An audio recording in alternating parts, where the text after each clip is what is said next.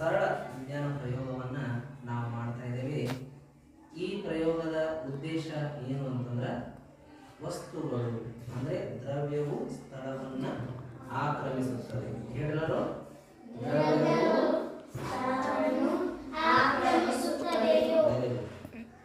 ಇದು ಈ ಪ್ರಯೋಗದ ಒಂದು ಉದ್ದೇಶ. ಇದನ್ನು ಮಾಡಲಿಕ್ಕೆ ನಮಗೆ ಬೇಕಾದಂಥ ಒಂದು ಪರಿಕರಗಳು ಉಪಕರಣಗಳೇನಂತಂದ್ರೆ ಯಾವುದೇ ಒಂದು ಪಾತ್ರೆ, ಒಂದು ಪ್ಲೇಟು, ಯಾಕಂದ್ರೆ ನೀರು ಚೆಲ್ಲಬಾರ್ದು ಅಂತ ಹೇಳಿ, ಆಮೇಲೆ ಇನ್ನೊಂದು ತುಂಬಿದಂಥ ಇನ್ನೊಂದು ಪಾತ್ರೆ, ಇದನ್ನು ತೆಗೆದುಕೊಂಡು ಮತ್ತು ನಾವು ಒಂದು ಕಲ್ಲು ಇದನ್ನು ಸರಳವಾಗಿ ಈ ರೀತಿ ಗಂಟು ಹಾಕಿ ಈ ರೀತಿ ಅದನ್ನು ನಾನು ಮತ್ತು ಬೇಕಾದ ತೆಗಿಬೋದು, ಹಣದಾಗ ಈ ರೀತಿ ಕಟ್ಟಬಹುದು. ಹಿಂಗೆ ಬಿಟ್ಟು ಅದು ಹಿಂಗೆ ಈಸಿಲಿ ಅದರ ಕೆಳಗಡೆ ಒಳಗಿಸಾಕ ಮತ್ತು ಮೇಲುಗಡೆ ತೆಗಿಲಿಕ್ಕೆ ಅನುಕೂಲ ಆಗಿರಬೇಕು. ಈ ರೀತಿ ಇದನ್ನು ಸಿದ್ಧಪಡಿಸ್ಕೋಬೇಕು.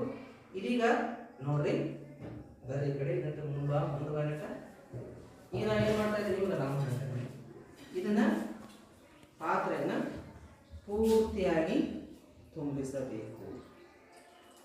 ನೋಡ್ರಿ, ಈ ಪಾತ್ರೆ ಏನಾಗ್ಬಿಟ್ಟದ ಪೂರ್ತಿ ನೀರಿನಿಂದ ತುಂಬಿಬಿಟ್ಟದ. ಕರೆಕ್ಟಾ? ನೋಡಿ, ಪೂರ್ತಿ ತುಂಬಿಸಿ. ಈಗ ಇದರ ಒಳಗೆ ಯಾವುದೇ ಒಂದು ವಸ್ತುವನ್ನು ಹಾಕಬೇಕಾದ್ರೆ ಇದು ಇಷ್ಟು ಗಾತ್ರ ಅಂದ್ರೆ ಈ ಸೈಜಿನ ಕಲ್ಲು, ಇದು ಯಾವ ಸೈಜಿನ ಕಲ್ಲು ಇದರ ಒಳಗೆ ಇಳಿಸ್ತೇನೆ ಅಷ್ಟು ಸೈಜಿನ ನೀರು ಹೊರಗೆ ಬರ್ತದ. ನೋಡ್ರಿ, ಈ ಸದ್ದ ಇದು ಒಂದು ಈ ಕಲ್ಲು ಇದ್ರೊಳಗೆ ಹೋಗ್ಬೇಕು ಅಂತಂದ್ರೆ ನಾವೇನ್ ಮಾಡ್ತಾ ಇದೀವಪ್ಪ ಅಂದ್ರೆ ಈ ಕಲ್ಲನ್ನ ಒಳಗೆ ಇಳಿಸ್ತಾ ಇದ್ದೇವೆ. ಹೌದಾ? ನೋಡ್ರಿ, ಅದು ಮುಳುಗಿದಂಗೆ ನೋಡ್ರಿ. ಈಗ ನೋಡ್ರಿ, ಹೌದಾ? ಈಗ ನೀರು ಕಡಿಮೆ ಆಗ, ಹೌದಾ? ಈಗ ನೋಡ್ರಿ, ನೀರು ಚಂದದ ನೋಡ್ರಿ, ಚಂದದ ಈಗ ಚಂದ. ಓಕೆ, ಈಗ ನೋಡ್ರಿ ನೀರು ಕಮ್ಮಿ ಆಗ್ಯದ.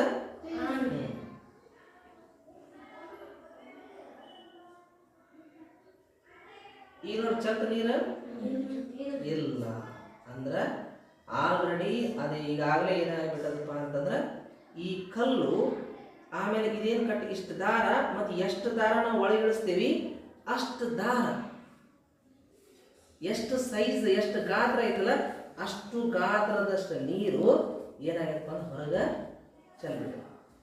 ಈ ಒಂದು ವೇಳೆ ಇದರೊಳಗಿರುವಂಥ ನೀರನ್ನ ಈ ಏನು ಪಾತ್ರೆ ಒಳಗೆ ಗಂಗಾಳದ ಪ್ಲೇಟ್ ಬಿದ್ದದಲ್ಲ ನೀರು, ಈ ನೀರನ್ನ ಈ ಒಂದು ಕಲ್ಲಿನ ಒಳಗೆ ಸಣ್ಣ ತೂತು ಮಾಡಿ ಈ ಅಷ್ಟು ನೀರನ್ನ ಮತ್ತು ಹೊಳ್ಳಿ ಈ ಕಲ್ಲಿನ ಒಳಗೆ ಹಾಕೋದಾದ್ರೆ ಒಂದು ವೇಳೆ ಹಾಕಿದಪ್ಪ ಅಂತಂದ್ರೆ ಈ ಕಲ್ಲು ಎಷ್ಟು ಸೈಜ್ ಐತಲ್ಲ ಅಷ್ಟು ಸೈಜ್ ನೀರು ಇರ್ತದೆ. ಅರ್ಥ ತಗೊಳ್ಳೋದು?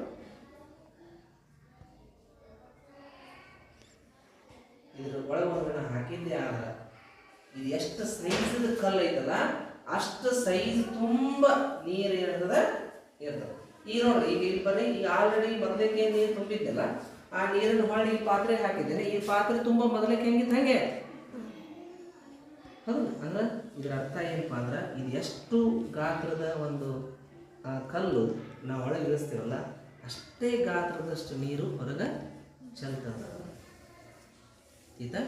ಇದು ಏನಪ್ಪಾ ಅಂದ್ರೆ ಈ ಒಂದು ಪ್ರಯೋಗದಿಂದ ನಾವು ಏನು ತಿಳ್ಕೊತೀವಪ್ಪ ಅಂತಂದ್ರೆ ಯಾವುದೇ ಒಂದು ವಸ್ತುವಿಗೆ ಏನಪ್ಪಾ ಅಂದ್ರೆ ಸ್ಥಳವನ್ನು ಆಕ್ರಮಿಸ್ತದೆ. ಯಾವುದೇ ಒಂದು ವಸ್ತು ಏನು ಮಾಡ್ತದೆ, ಸ್ಥಳವನ್ನು ಆಕ್ರಮಿಸ್ತದೆ ಅನ್ನೋದನ್ನ ನಾವು ಈ ಒಂದು ಸರಳ ಪ್ರಯೋಗದಿಂದ ತಿಳ್ಕೊತಾ ಇದ್ದೀವಿ. ಪ್ಲಸ್ ಇನ್ನೊಂದು ಏನಪ್ಪಾ ಅಂತಂದ್ರೆ ನೋಡ್ರಿ, ಅದಕ್ಕೆ ಈ ಒಂದು ಕಲ್ಲನ್ನ ಇದರೊಳಗೆ ಈ ಪಾತ್ರೆ ಒಳಗೆ ಹಾಕಬೇಕಾದ್ರೆ ಈ ಕಲ್ಲು ಮತ್ತು ಈ ದಾರದ ಸೈಜ್ ಎಷ್ಟೈತಿ ಅಷ್ಟು ನೀರು ಏನು ಮಾಡ್ತದೆ ಅಂದ್ರೆ ಈ ಒಂದು ಪಾತ್ರೆಯಿಂದ ಹೊರಚಲ್ತದೆ. ಇದನ್ನ ಮೊದಲಿಗೆ ನಮ್ಗೆ ಎಲ್ಲರಿಗೂ ಹೇಳಿಕೊಟ್ಟವ್ರು ಯಾರಪ್ಪ ಅಂತಂದ್ರೆ ಆರ್ಕಿಮಿಡಿಸ್. ಯಾರು? ಆರ್ಕಿಮಿಡಿಸ್ ಅನ್ನುವಂಥ ಒಬ್ಬ ವಿಜ್ಞಾನಿ ಇದನ್ನು ಪ್ರಥಮ ಬಾರಿಗೆ ಇಡೀ ಜಗತ್ತಿಗೆ ಹೇಳಿಕೊಟ್ಟ. ಯಾವುದೇ ಒಂದು ವಸ್ತುವನ್ನು ತುಂಬಿದ ಪಾತ್ರೆಯೊಳಗೆ ಹಾಕಬೇಕಾದ್ರೆ ಅದು ಎಷ್ಟು ಸೈಜ್ ಇರ್ತದ ಅಷ್ಟು ಸೈಜಿನ ನೀರನ್ನ ಏನು ಮಾಡ್ತದಂತ ಹೊರ ಚೆಲ್ತದಂತ ಹೇಳಿದೆ. ಆಯ್ತಾ. ಅದಕ್ಕೆ ಒಟ್ಟಾರೆ ಇನ್ನೂ ಹೇಳೋದು ಭಾಳ ಅದ. ಆದರೆ ಈಗ ನಾವು ತಿಳ್ಕೊಬೇಕಾಗಿದೆ ಏನಪ್ಪ ಅಂತಂದ್ರೆ ಯಾವುದೇ ಒಂದು ವಸ್ತು ಏನ್ಬೇಕು ಸ್ಥಳವನ್ನು ಆಕ್ರಮಿಸಿಕೊಳ್ಳಾಕ ಜಾಗ ಬೇಕು. ಆಯ್ತಾ. ನೀರು ಚಲೋ ಮಾಡುದು ಈ ಕಲ್ಲು ನಾವು ಒಳಗೆ ಹಾಕಬೇಕು ಅಂತಂದ್ರೆ ಆಗ್ತದ? ಆಗುದಿಲ್ಲ. ಅದೇ ರೀತಿ ನಮ್ಮ ತಲೆ ಒಳಗ ಕೆಟ್ಟ ಬುದ್ಧಿಯನ್ನು ನಾವು ಇಟ್ಕೊಂಡು ಒಳ್ಳೆಯದನ್ನ ತಗೊಳಕ ಸಾಧ್ಯ ಐತಿ ಅಂತ ಅನ್ಕೊಂಡ್ರೆ ಅದು ತಪ್ಪು. ಇದು ನಮ್ಮ ತಲೆ ಒಳಗಿರುವಂತ ಕೆಟ್ಟದ್ದನ್ನು ನಾವು ಹೊರಗೆ ಹಾಕಿದ್ರೆ ಮಾತ್ರ ಒಳ್ಳೆಯದು ಬರಾಕ ಸಾಧ್ಯ. ಈಗ ಈ ರೂಮ್ ಒಳಗ ನೋಡ್ರಿ, ಈ ಸದ್ದ ಬಾಗಿಲ ಹಾಕ್ರಿ, ಬಾಗಿಲ ಹಾಕ್ರಿ.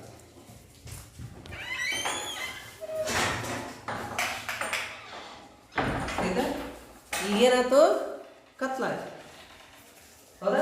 ಸ್ವಲ್ಪ ಆ ಕಡೆ ನೋಡ್ರಿ, ಈ ಕಡೆ ತೋರಿಸ್ತಾರೆ, ಈ ಕಡೆ ಇಲ್ಲೇ ನೋಡ್ರಿ, ಇಲ್ಲಿ ನೋಡ್ರಿ, ಎಲ್ಲರೂ ಈ ಕಡೆ ಬನ್ನಿ, ಎಲ್ಲ ಕಣ್ಣು ಹಿಂಗೆ ಸರಿ ಬನ್ನಿ. ಅದಕ್ಕೆ ಇಲ್ಲಿ ಏನಾಗ್ಬಿಡೋದು, ಈ ರೂಮ್ ಎಲ್ಲ ಕತ್ಲಾಯ್ತು. ಅವ್ರು ಈ ಕತ್ಲು ಹೋಗ್ಬೇಕು ಅಂದ್ರೆ ಅಜ್ಞಾನ ಅನ್ನುವಂಥ ಕತ್ತಲು ನಮ್ಮ ಜೀವನದಿಂದ ಹೊರಗೆ ಹೋಗ್ಬೇಕು ಅಂತಂದ್ರೆ ನಾವೇನ್ ಮಾಡ್ಬೇಕು? ಬೆಳಕು. ಈ ಬೆಳಕು ಒಳಗೆ ಬರಬೇಕು ಅಂತ ಕತ್ತಲು ಹೋಗ್ಬೇಕು. ಕತ್ತಲು ಹೋದ್ರೆ ಬೆಳಕು ಬರ್ತದೆ. ಈ ಬೆಳಕು ಹೋದಂತ ತಿಳ್ಕೊ.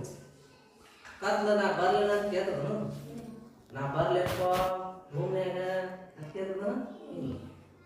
ಅದಕ್ಕೆ ನಿಮ್ಮ ಮನಸ್ಸಿನೊಳಗ, ನಿಮ್ಮ ಮೆದುಳಿನೊಳಗ ಒಳ್ಳೆಯದನ್ನ ತಗೊಳಕ ಮನಸ್ಸು ಮಾಡಿದ್ರೆ ಆಟೋಮೆಟಿಕ್ ಕೆಟ್ಟದ್ದು ತಾನೇ ಹೋಗ್ತದೆ.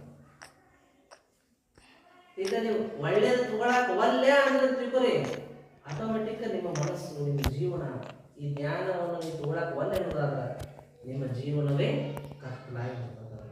ಅದು ನಿಮಗೆ ಹೇಳೋದಿಲ್ಲ. ಅದಕ್ಕೆ ಈ ಕಲಿಯುವಂಥ ವಯಸ್ಸೊಳಗ ನಿಮ್ಮ ಶಿಕ್ಷಕರು ನಾನೇ ಇರಲಿ ಯಾರೇ ಇರಲಿ ಅವ್ರು ಕಲಿಸುವಾಗ ಅವ್ರು ಹೇಳಿದ ಮಾತು ಕೇಳಿ ನೀವು ಕಲಿತಿದ್ದೆ ಆದ್ರೆ ನಿಮ್ಮಲ್ಲಿರುವಂಥ ಎಲ್ಲ ಕೆಟ್ಟದ್ದು ಹೊರಗೆ ಹೋಗ್ತದೆ. ನಿಮ್ಮಲ್ಲಿರುವಂಥ ಕತ್ತಲೆಯಾದ ಜೀವಿತ ಹೊರಗೆ ಹೋಗ್ತದೆ. ನಿಮ್ಮ ಒಳ್ಳೆಯ ಜೀವನ ಈಗ ಈ ಜ್ಞಾನವನ್ನು ನೀವು ತುಂಬ್ಕೋಬೇಕಂತಂದ್ರೆ ನಿಮ್ಮಲ್ಲಿರುವಂಥ ಅಜ್ಞಾನ ಹೊರಗೆ ಹೋಗ್ಬೇಕು. ಅದು ಯಾವಾಗ ಹೋಗ್ತದಪ್ಪ ಅಂದ್ರೆ ಜ್ಞಾನವನ್ನು ಒಳ ತಗೊಳ್ಳುವಂಥ ಮನಸ್ಸು ನೀವು ಮಾಡಿದಾಗ ಅಜ್ಞಾನ ಆಟೋಮೆಟಿಕ್ ಹೋಗ್ತದೆ. ಅದಕ್ಕೆ ಈ ಒಂದು ಪ್ರಯೋಗದಿಂದ ನೋಡ್ರಿ, ನಾವು 2 ಅಂಶವನ್ನು ತಿಳ್ಕೊತೀವಿ. ಮೊದಲನೇದು, ಯಾವುದೇ ಒಂದು ವಸ್ತು ಯಾವುದೇ ಒಂದು ಪ್ರದೇಶದಲ್ಲಿ ಅಥವಾ ಜಗದಲ್ಲಿ ಕುಂದಿರ್ಬೇಕಾದ್ರೆ ಅದಕ್ಕೆ ಸ್ಥಳವನ್ನು ಆಕ್ರಮಣ ಮಾಡಕ್ಕೆ ಜಾಗ ಬೇಕು. ಅಂದ್ರೆ ಯಾವುದೇ ಒಂದು ವಸ್ತು ಸ್ಥಳವನ್ನು ಆಕ್ರಮಿಸ್ತದ ಅಂತ ಒಂದು ವಿಷಯ ಆದರೆ, ಇನ್ನೊಂದು ನಮ್ಮ ಮನಸ್ಸಿನಿಂದ ಅಜ್ಞಾನವನ್ನು ತುಂಬಿಕೊಂಡು ನಾವು ಜ್ಞಾನವನ್ನು ತೋಳಕ ಅಸಾಧ್ಯ. ಆ ಅಜ್ಞಾನ ಹೋಗ್ಬೇಕು, ಸುಜ್ಞಾನ ಬರಬೇಕು ಅಂತಂದ್ರೆ ನಾವೇನ್ ಮಾಡ್ಬೇಕಂದ್ರೆ ಸುಜ್ಞಾನ ತೋಳಕ್ ಮನಸ್ಸು ಮಾಡಿದ್ರೆ ಆಟೋಮೆಟಿಕ್ ಅದು ಅಜ್ಞಾನ ನಮ್ಮಿಂದ ಹೊರ ಹೋಗ್ತದ. ಒಂದು ವೇಳೆ ನಾವು ಜ್ಞಾನವನ್ನು ತಗೊಳಕ ಮನಸ್ಸು ಮಾಡಲೇ ಇಲ್ಲ ಅಂತಂದ್ರೆ ನಮ್ಗೆ ಹೇಳೋದು ಅವಶ್ಯಕತೆ ಇಲ್ಲ, ನಮ್ಮ ಜೀವನವೇ ಕತ್ತಲಾಗ್ತದ. ಇದೇ ಏನಪ್ಪಾ ಅಂದ್ರೆ ಜ್ಞಾನದ ಒಂದು ಮಹತ್ವ. ಅದಕ್ಕೆ ಜ್ಞಾನಕ್ಕೆ, ಶಿಕ್ಷಣಕ್ಕೆ ಬೆಲೆ ಕಟ್ಟಕ್ಕಾಗುವುದಿಲ್ಲ. ನೀವು ಈ ಒಂದು ಜ್ಞಾನದಿಂದ ನಿಮ್ಮ ಜೀವನವನ್ನು ಯಾವ ರೀತಿ ಬೇಕಾದ ರೀತಿಯಲ್ಲಿ ರೂಪಿಸಿಕೊಳ್ಬಹುದು. ಈಗ ಅದನ್ನ ಈ ಒಂದು ಪ್ರಯೋಗ ತಿಳ್ಕೊಂಡು ಅಂತ ಹೇಳ್ತಾ ಎಲ್ಲರಿಗೂ ಧನ್ಯವಾದ.